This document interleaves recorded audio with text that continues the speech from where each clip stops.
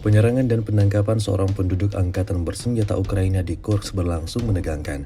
Rekamannya ramai beredar di media sosial Telegram pada Rabu, 25 September 2024. Pengintaian udara mengungkap sistem pertahanan dan senjata api angkatan bersenjata Ukraina.